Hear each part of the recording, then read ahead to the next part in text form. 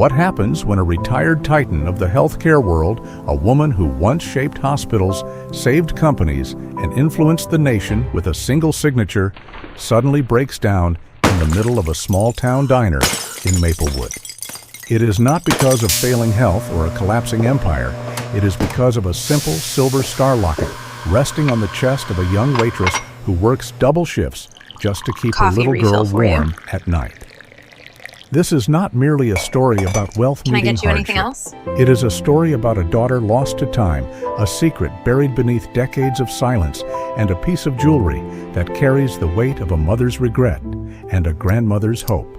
Stay with us as we unfold the astonishing journey of Evelyn Hart, the formidable matriarch, and Mara Collins, the humble waitress who unknowingly carried the last thread connecting a broken family. Winter pressed gently over Maplewood, Vermont, the kind of soft, whispering cold that didn't bite, but lingered like an old story told beside a fire. Snowflakes drifted lazily under the amber streetlights, swirling around the modest storefronts lining Main Street. At the edge of town, where pine trees rose like quiet guardians, flickered the neon sign of the Mountain Lantern Diner. Its warm glow pushed back the chilly night, inviting truckers, night shift nurses, and weary locals into a bubble of coffee steam and soft murmuring conversation. Inside, Mara Collins worked her usual night shift, moving with the tired grace of someone who had learned to balance exhaustion and hope with equal skill. Mara, 27, was a pale-skinned young woman with warm brown hair pulled into a ponytail that always loosened during her shift. She was slender in the kind of way that came from skipped meals rather than a gym membership, with delicate long fingers that handled plates gently, almost protectively. Her eyes, deep hazel flecked with gold, carried a soft resilience as though they had learned to hold sadness without letting it spill. Life had pressed its weight on her, early losing her mother in her teens, an absent father who never stayed long enough to explain himself, and now raising her 5-year-old daughter alone. But Mara had a stubborn optimism stitched into her bones. She greeted rude customers with patience, overcame late rent notices with quiet determination, and carried her struggles with a private dignity. Those who knew her described her as gentle, warm, maybe too forgiving for her own good, but always smiling, always trying. Her daughter, little Ella, was the anchor that kept her steady. Ella was a bright, curious child with pale skin, fluffy chestnut hair, and the kind of laughter that cracked open even the coldest days. Tonight, Ella was asleep with a neighbor, unaware her mother was pocketing tips to cover next month's heating bill. The diner hummed with its usual rhythm, coffee brewing forks, tapping plates, the low murmur of conversations, blending with the soft music from the old jukebox. The air smelled of pancakes, hash browns, and the faint citrus of cleaning spray clinging to the tables. A quiet night until the bell above the door chimed softly. The air shifted. Mara looked up. An elderly woman entered, wrapped in a long, dark wool coat with a fur-lined collar. Snow dusted her shoulders like she had walked straight out of another era. Her posture was regal despite her age, chin held high with the natural authority of someone who had commanded boardrooms and signed documents worth more than the diner itself. This was Evelyn Hart, 84 years old, former CEO of Hartwell Care, a woman once known for her sharp intellect, unyielding discipline, and immaculate poise. Time had softened her joints, but not her presence. She had silver-white hair styled neatly into a soft wave, keen blue eyes veiled with quiet storms of memory, and thin lips trained into a line of habitual restraint. Evelyn walked with a slight stiffness in her knees, the remnant of an old skiing injury from her reckless youth, but she refused to use a cane, insisting she was still capable of holding her own. Her personality carried a strange duality, a formidable woman forged by decades of corporate warfare, and yet beneath that steel was a lingering tenderness, one dulled and wounded by a tragedy she never spoke aloud. She took her usual table near the window, the one she always chose when she visited Maplewood once a year. Mara had seen her before, though each visit was rare and quiet, always tinged with melancholy. No one knew her name. The locals simply called her the elegant lady from the city. But tonight, Evelyn's face looked thinner, older, as though grief had finally caught up to her. She removed her gloves slowly with the careful precision of someone unwrapping a relic. When Mara approached with a coffee pot, she softened her expression into a polite, distant smile.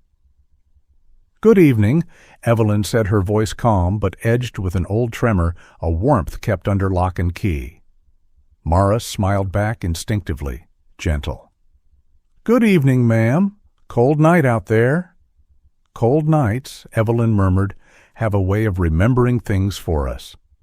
She settled into her seat, gaze drifting toward the window, absorbing the snowy silence outside as though searching for a face she once knew.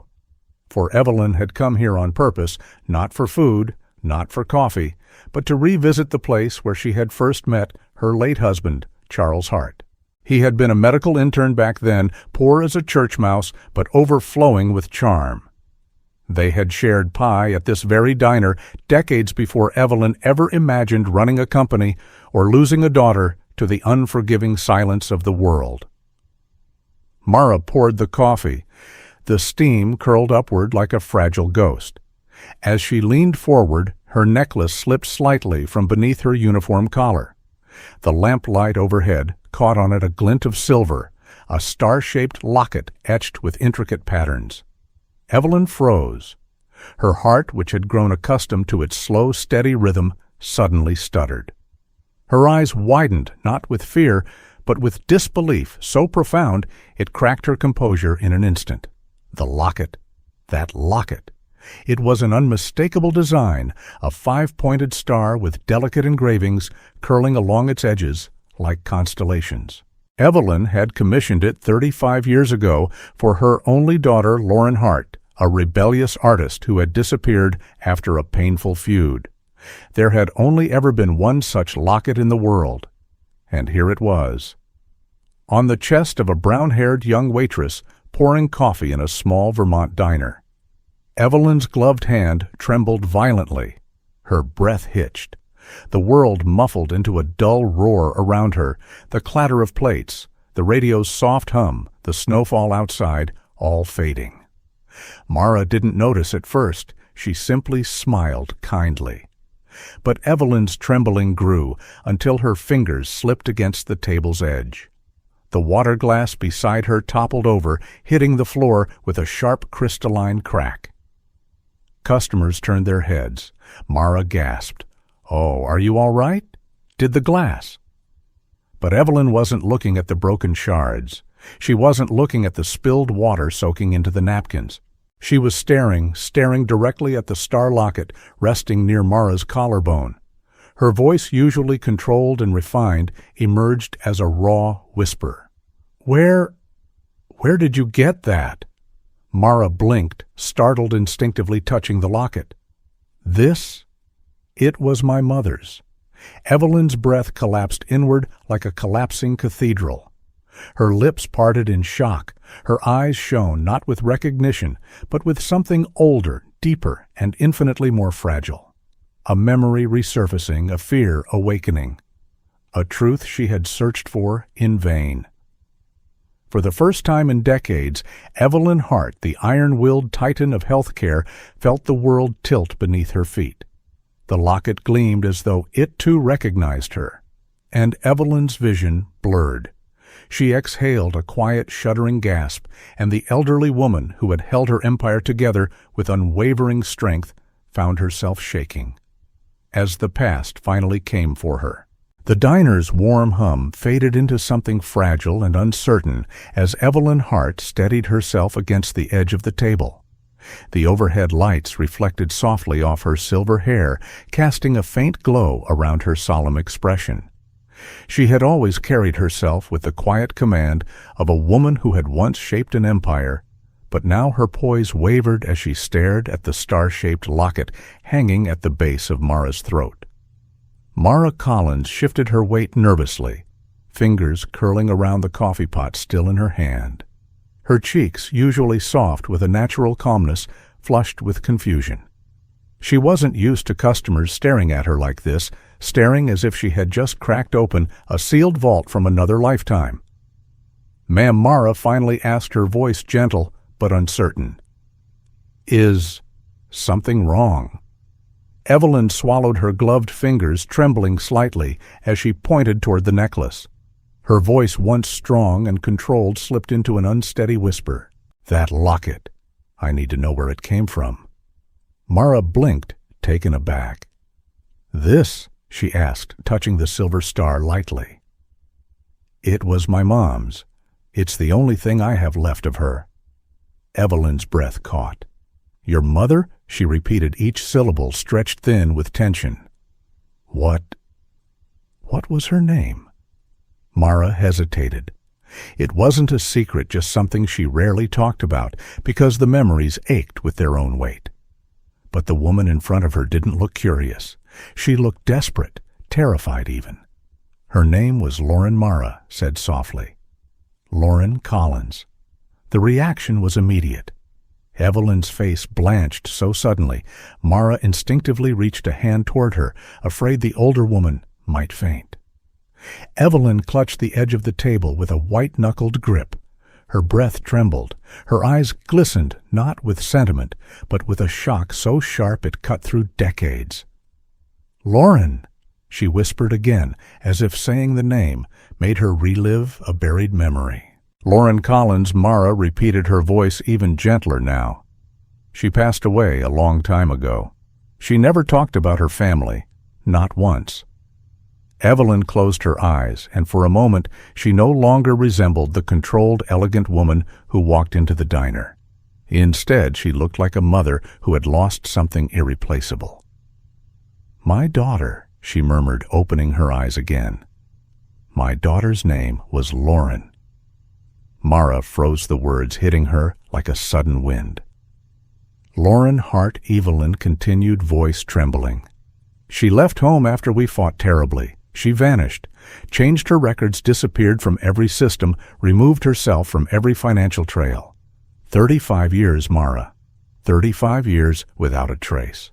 Mara felt her breath shorten.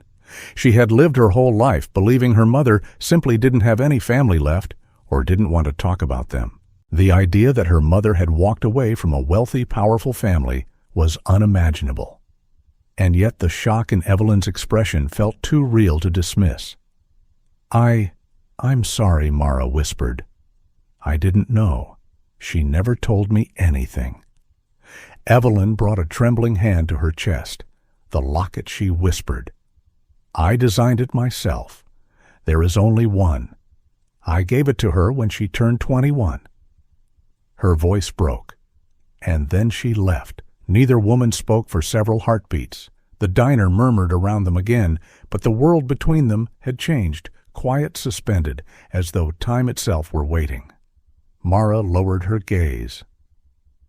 "I don't know what any of this means," she confessed.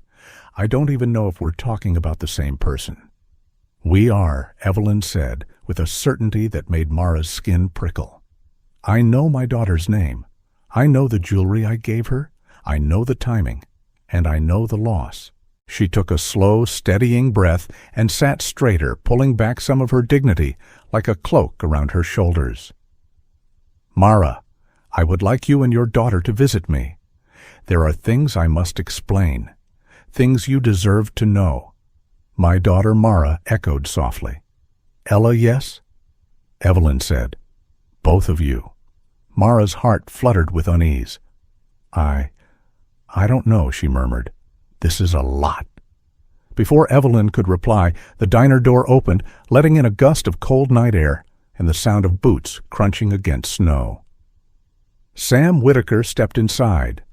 His tall frame filled the doorway for a moment before he shook snow from his jacket. His sheriff's badge glinted under the diner lights. When Sam looked up, his gaze immediately found Mara. His brow furrowed the moment he saw her shaken expression. He approached in long, sure strides. Sam never hurried, never panicked, but there was always purpose in his movements. "Sam Whitaker." 31 was the kind of man small towns trusted by instinct.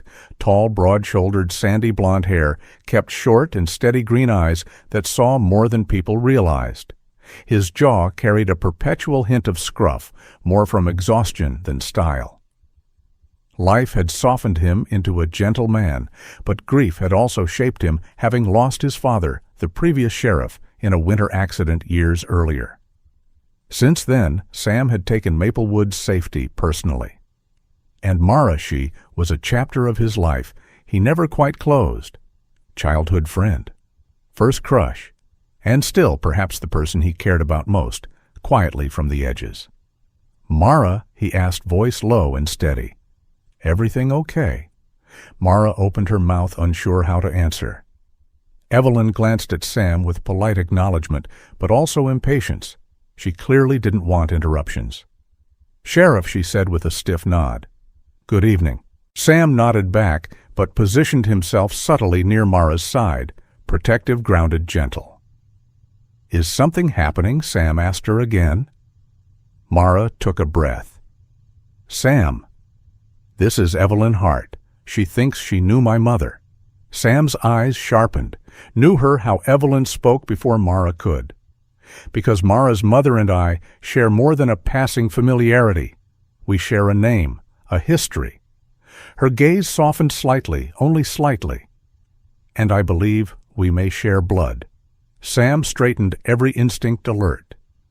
"Mara," he said quietly, "do you want me to ask her to leave?" "No," Mara said quickly, shaking her head. "It's okay, Sam. I'm just trying to understand." Evelyn clasped her hands together, regaining her poise with visible effort. "Mara, please, come to Hartwell Estate. Bring Ella. Tomorrow morning, if possible." Mara hesitated. Sam didn't. "I'll drive behind you," he said firmly to Mara, "if you decide to go." Evelyn gave a small nod of approval. It seemed she respected protectiveness, even welcomed it. She reached for her gloves, slipping them back on with slow, deliberate movements. Mara watched her, still overwhelmed, still unsure whether the ground beneath her was steady or about to shift again. Evelyn paused at the door, turning back only once. "Hartwell Estate," she repeated softly. "Please come, Mara. I believe the truth has waited long enough." Then she stepped into the snow, disappearing into the winter night as quietly as a memory returning from the dark. Mara remained still for several seconds before exhaling shakily. Sam placed a comforting hand on her shoulder, not too heavy, not too forward, just steady. "You okay?" he asked. Mara looked down at the star locket. The metal felt cold, unfamiliar. "Sam," she whispered. "What if she's telling the truth?" Snow still clung to the gravel driveway when Mara Collins pulled up to Hartwell Estate the next morning, her old sedan coughing like an aging smoker in the shadow of a mansion too grand for its own silence. The sprawling property loomed ahead, tall stone walls, steep gable roofs, and windows framed in dark mahogany. It was beautiful in a cold museum-like way, as if every stone carried a memory, but refused to share it. Behind Mara's car, Sam Whitaker's sheriff SUV rolled to a stop. He stepped out, his breath forming soft white clouds in the crisp morning air. Sam looked prepared for trouble, even if none existed yet. It was simply who he was, protective, grounded, steady as the Vermont pines. Mara took Ella's hand gently before walking toward the heavy front doors. Ella Collins was a small girl of 5, with rosy cheeks, chestnut hair tied in mismatched pigtails, and an old stuffed fox tucked under her arm. She was shy around strangers, but possessed an earnest curiosity that peeked out whenever something interesting caught her eye. Today, everything was interesting: the statues lining the walkway, the giant oak doors, the frost shimmering on the stone steps. The doors opened before Mara could knock. A tall, thin butler stepped out. His name was Mr. Alcott, a man in his late 60s with wispy gray hair, tired blue eyes, and the strict posture of someone trained in old-school service. He moved with quiet efficiency, and spoke only when necessary. "Mrs. Hart is expecting you," he said with a short bow. His tone was polite but distant, like a man whose loyalty to the household outweighed interest in its visitors. Inside Hartwell Estate felt even larger. The ceilings soared. Sunlight spilled through tall windows and hit the polished floors with the precision of a spotlight. Mara and Ella were guided through a hallway lined with portraits solemn-looking ancestors, wearing expressions that suggested they disapproved of anyone who wasn't framed. Sam followed behind them, one hand resting on his belt, out of habit, scanning everything with narrowed eyes. They entered the library, a vast room filled with floor-to-ceiling shelves, a rolling ladder, a grand fireplace, and a stately desk where Evelyn Hart sat waiting. Evelyn rose slowly when they entered. She looked different in daylight, less mysterious, more fragile, though dignity remained woven into every line on her face. She wore a deep blue wool dress, her silver hair neatly pinned. There was something almost ceremonial about the moment she extended a hand to Ella. "You must be Ella," Evelyn said gently. Ella clutched her stuffed fox tighter, but nodded. "I like your house," she whispered. It was enough to bring a softened smile to Evelyn's face. "Thank you, dear." She gestured for them to sit. "Mara, I meant what I said yesterday. There are things you deserve to know." Mara took a seat with Ella beside her, while Sam stood back near the bookshelves, quietly present but not intruding. Evelyn moved toward a locked cabinet at the far end of the library. She retrieved a small brass key from a chain around her wrist, a chain that looked worn from decades of use. "This," Evelyn said, unlocking the cabinet, "is where I kept everything that belonged to my daughter. Everything I hoped might help me find her someday." Inside were boxes, old neat, carefully preserved. The air around them felt heavy. Evelyn opened one box and removed a photograph. It showed a young woman with long auburn hair, bright eyes, and a fierce artistic spirit radiating through her smile. "This was Lauren," Evelyn said quietly. Mara's throat tightened. The resemblance was undeniable. Even Ella leaned forward, eyes wide. "My mom?" Mara whispered. She had so few photos of Lauren. Seeing her mother young and full of hope made something ache deep inside. Evelyn continued, pulling out a second photograph, this one of a young man with gentle eyes and dark curls holding a guitar. "Thomas Collins," Evelyn explained. "A musician, kind, soft-spoken, creative, and completely incapable of supporting my daughter, or so I believed at the time." There was remorse in her voice, the kind that had fermented over decades. "I told her to end the relationship. She refused. We argued and—" She sighed. "I said unforgivable things. She left soon after, changed her last name to Collins. I didn't know Thomas had become ill. I didn't know she went through all of it alone." Mara lowered her gaze. She didn't talk about any of that, she admitted. She worked small jobs, painted sometimes. "I think losing him broke her." Evelyn's eyes glistened. "She was my daughter," she whispered, "and I failed her." Silence settled over the room, heavy and old. Mara slowly reached for the locket around her neck. Her fingers hesitated before unclasping it. "You said you made this for her?" she said softly. "Maybe. Maybe you should open it." Evelyn accepted the locket with reverent hands. Her fingertips traced the tiny ridges of the engraved star. She pressed the hidden latch. It clicked open. Inside lay a small faded photograph of Evelyn and her late husband on their wedding day. They looked radiant young, untouched by tragedy. On the opposite side was an inscription in delicate script. "To my brightest star, E.H., Evelyn's breath broke." She closed her eyes tightly, holding the locket against her chest like a missing heartbeat returned. "There is no doubt any more," she whispered. "You are her daughter. And Ella." She looked at the little girl warmly. "You are my great-granddaughter." Mara's eyes stung. She placed a hand over her mouth, emotions swelling too fast to contain.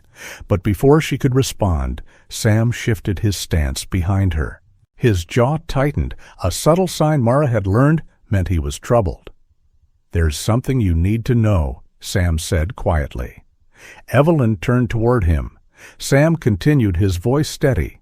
"I started looking into your family after yesterday to keep Mara safe. And I found something." Evelyn frowned. "What do you mean?" Sam took out a small notebook, flipping to a page. "Your son, Bradley Hart." Evelyn stiffened, a colder kind of tension filling the room. "Bradley. What about him? He's been involved," Sam said carefully. "A long time ago and now." He drew a breath. "I found records showing your daughter, Lauren, tried contacting the family multiple times after she left. Those calls never reached you." Evelyn's face drained. What phone logs, old gate records, intercepted mail. Sam's expression hardened. All of it was rerouted through Bradley. Mara stared at him, horrified. Why would he do that? Because Sam said, his voice low, he didn't want competition for inheritance. Evelyn staggered back a step, breath shallow. Sam continued. "He did more. Last night I noticed a strange car parked outside Mara's apartment. I ran the plates. It's a private investigative service based in the city, one that's known for surveillance work." Mara paled. "Surveillance? On me?" "Yes," Sam said.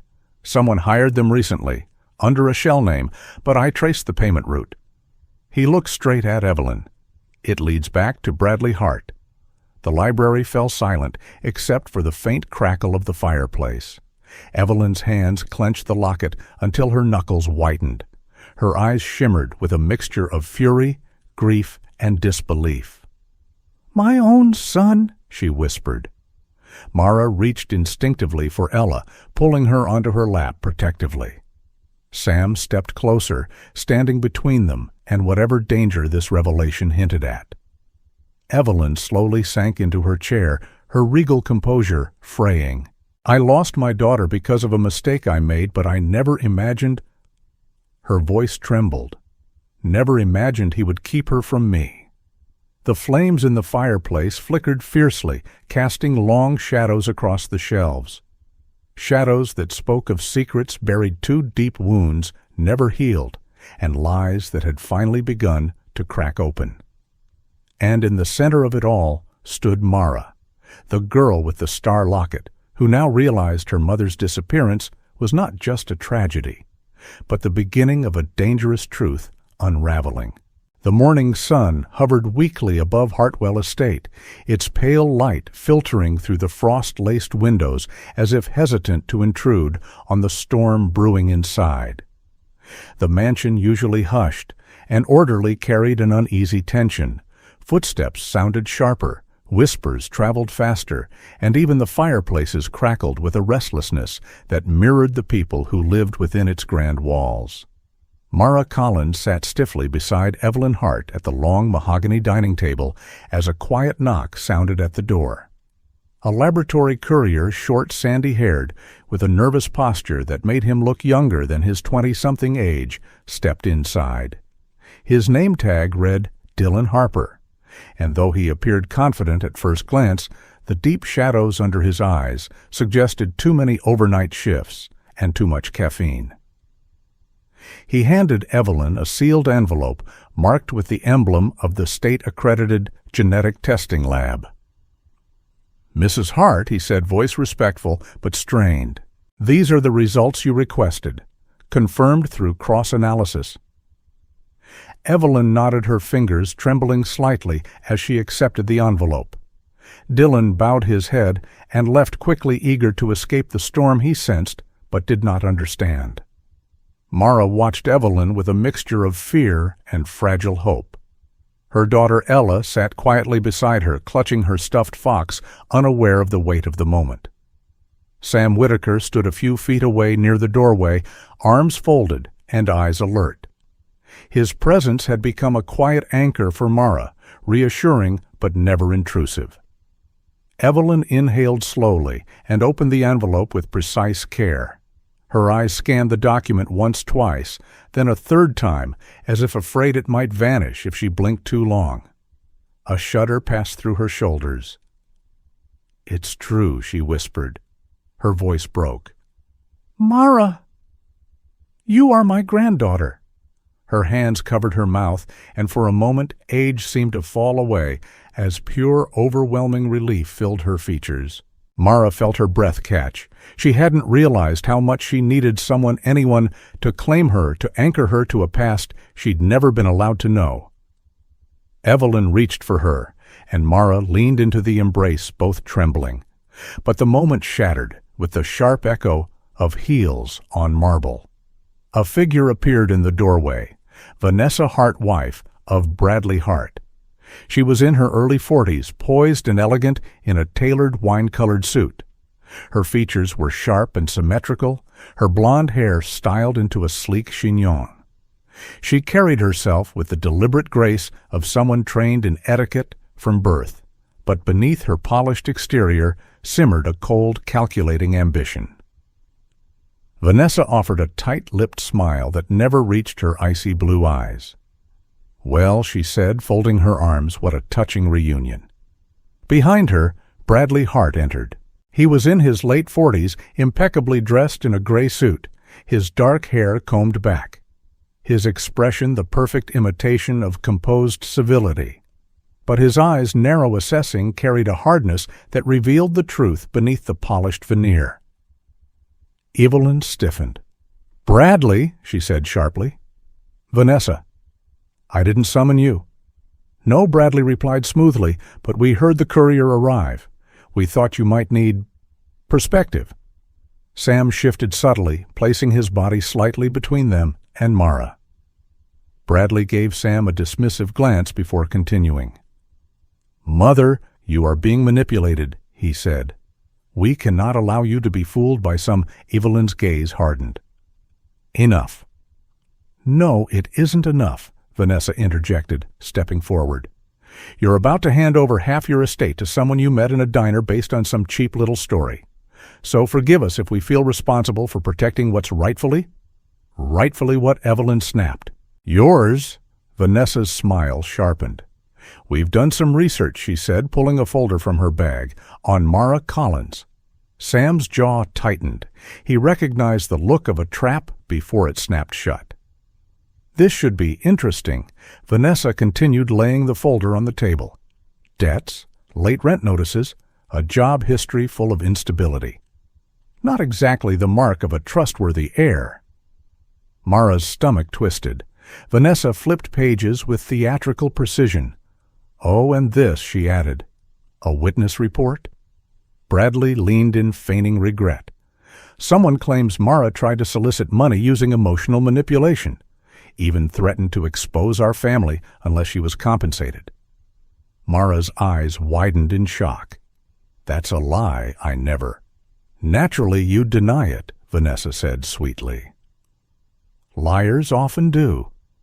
Evelyn's expression flickered just for a second. It was enough to make Mara's heart crack.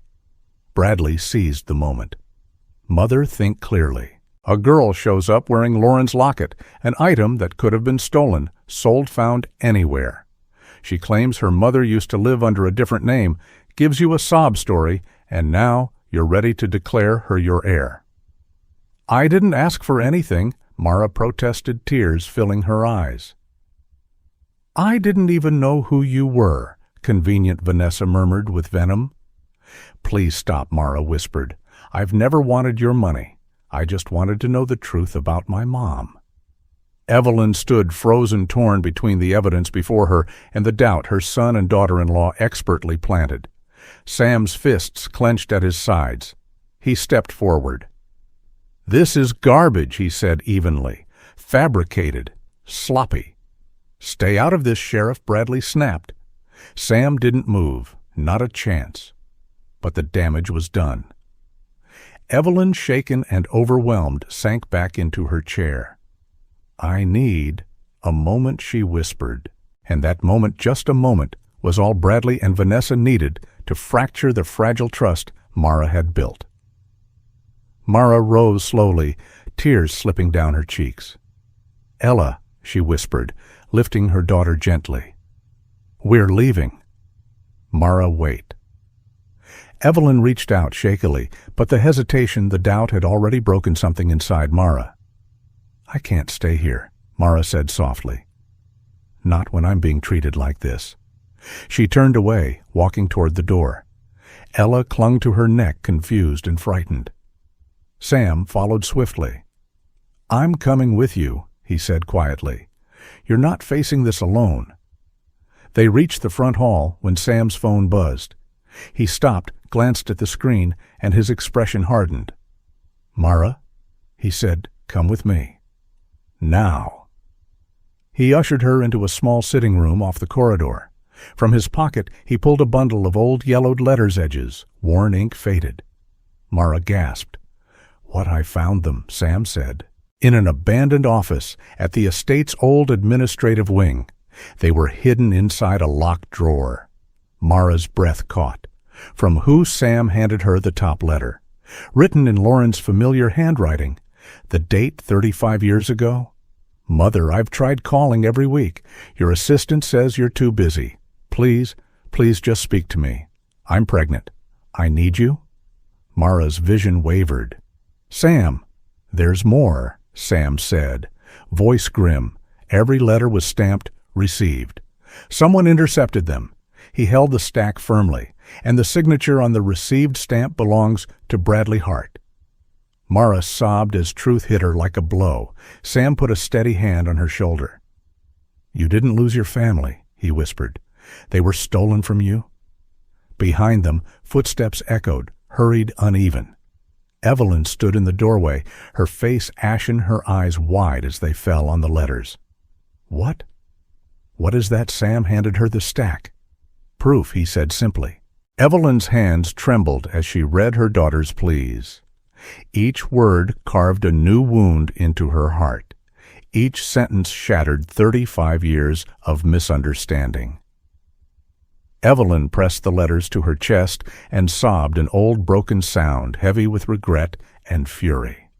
When she lifted her face again, the softness was gone, replaced by a blazing, almost terrifying resolve. "He did this," she whispered. "Bradley did this to Lauren, to me, to all of us." Mara wiped her tears shakily. "What are you going to do?" Evelyn straightened her spine, a queen reclaiming her throne. "I'm going to expose the truth," she said. "Every lie, every crime. My son will answer for what he's done." And for the first time in decades, Hartwell Estate trembled with the weight of truth finally breaking free. The morning after the truth broke open arrived with a strange quietness over Hartwell Estate, the kind of peaceful hush that comes only after a storm has spent its fury. Frost still glazed the lawns like thin sheets of glass, and the winter air tasted sharper, cleaner, as though the world itself were relieved that lies long buried had finally clawed their way into the light. Evelyn Hart moved through her mansion with a steadiness that surprised even her. She felt older. Yes, her joints ached more sharply, her breath carried a weight, but there was fire in her gaze again, the kind that once made entire boardrooms straighten in their seats. That morning she wore a charcoal gray coat trimmed with sable fur, her silver hair pinned neatly, her posture tall.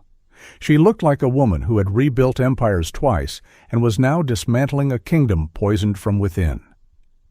At the double doors of her office stood Arthur Fenwick, the estate's legal advisor, a stout man in his early 70s.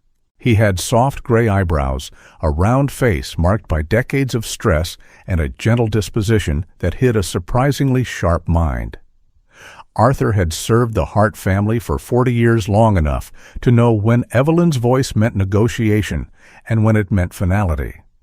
Today it meant finality. "Call Bradley," and Evelyn said, her tone cold enough to frost stone. Arthur bowed his head. "Yes, Mrs. Hart." Bradley entered moments later. He carried himself with the stiff arrogance of a man accustomed to power. His gray suit was immaculate, but there was something frantic in his eyes, like a fox trapped in a hunter's snare. Vanessa walked beside him, equally polished, equally proud, but her tight smile wavered at the sight of Evelyn's composed fury. Evelyn did not offer them seats. Bradley, she began, her voice low and controlled. I know what you did to your sister. I know you intercepted her letters. I know you let her suffer and let me believe she abandoned us. Bradley inhaled sharply. Mother, be silent, Evelyn snapped. Bradley closed his mouth instantly. Vanessa's eyes flicked nervously between them. Arthur handed Evelyn a folder. She opened it and revealed the stack of old letters, Lauren's desperate words written across faded paper. She held them up like damning evidence. This was your sister begging me for forgiveness, begging me to let her come home. You took that from her, and you took her from me. Bradley's composure cracked. I was protecting the family, protecting the company. She made her choice. And you made one too, Evelyn interrupted. One built on greed and cruelty. She turned to Arthur. As of this morning, Bradley Hart is removed as CEO of Hartwell Care, effective immediately. Bradley's jaw dropped. Vanessa gasped. Evelyn continued. He is also removed from the inheritance. I am appointing an independent board to run the company until I name a successor. Bradley stepped forward instinctively, shock warring with desperation. Mother, you can't do this. I can, Evelyn said calmly. And I have? She gestured to the door. You may leave my home. Now. For the first time in years, Bradley had no argument left. Vanessa grabbed his arm, furious but helpless. Together they stormed out of the room, the echo of their footsteps, the sound of a dynasty collapsing. When the door slammed shut, Evelyn's shoulders sagged, as though the weight of decades had finally settled. Arthur spoke gently. You did what needed to be done. Evelyn nodded, but said nothing. She had lost a son long before this moment. Today only made it official. Outside in the estate's wide parking area, Mara Collins stood beside her old sedan, packing Ella's small backpack. Her breath fogged in the cold morning air, her hands trembling with the aftermath of the night before. She wasn't running away. She simply didn't know where she belonged now. Ella clung to her leg, confused and quiet. Sam Whitaker stood a few feet away, leaning against his SUV, with his arms crossed.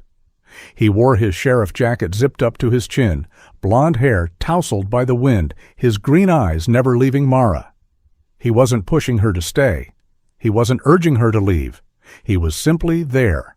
Solid, dependable, a constant presence she had leaned on without even realizing it. The mansion doors opened. Evelyn walked out with surprising speed for a woman her age. Mara, she called, her voice carrying across the cold air. Mara froze, heart twisting painfully. Evelyn reached her in moments and pulled her into a trembling embrace before Mara could react. I lost your mother, Evelyn, whispered voice cracking.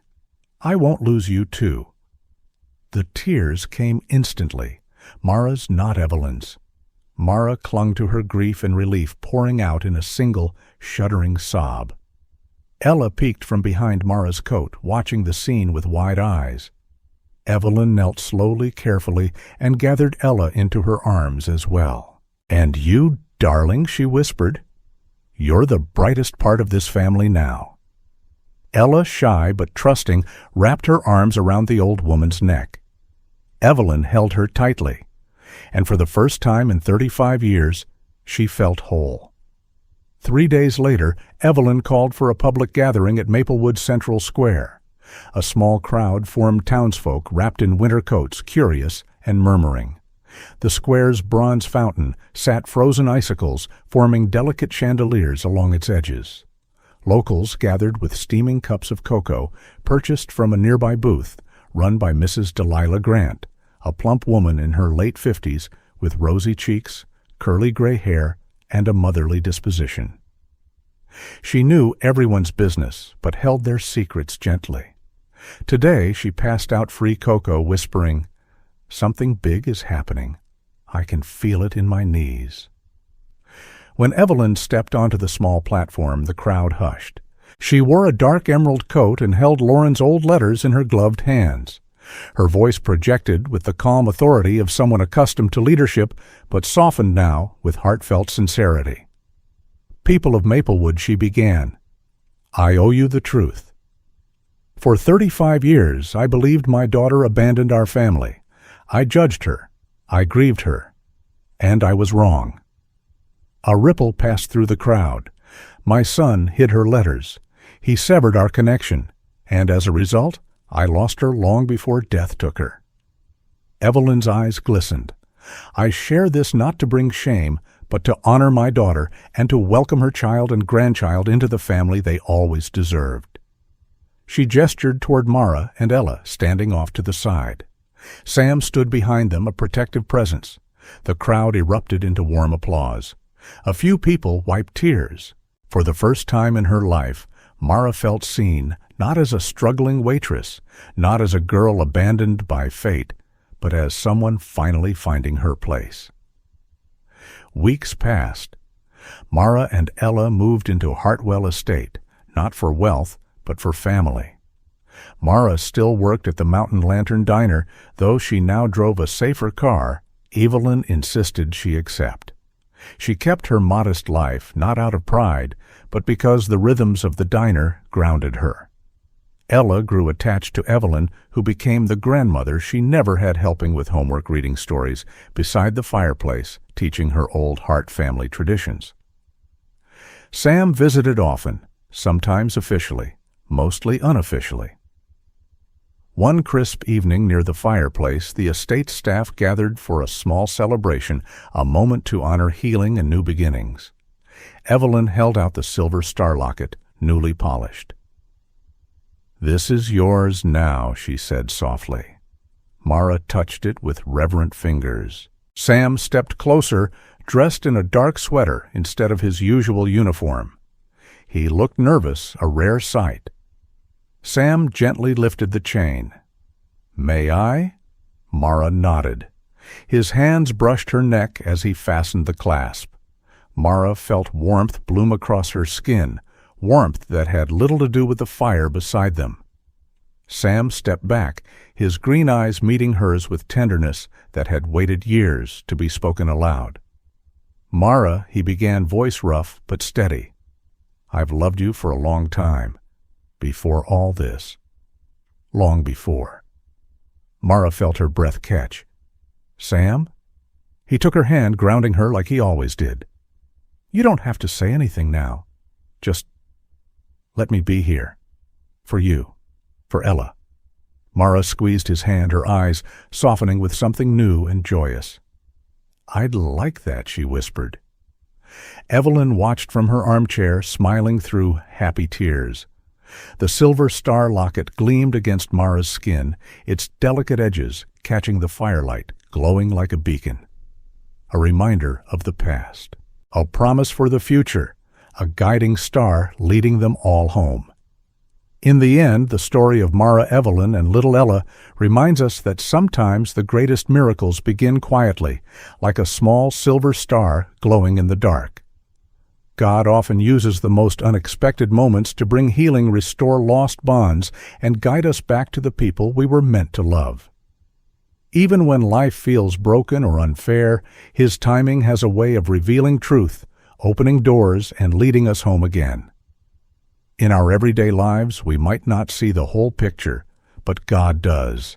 He weaves forgiveness into pain, hope into hardship, and family into the empty spaces of our hearts.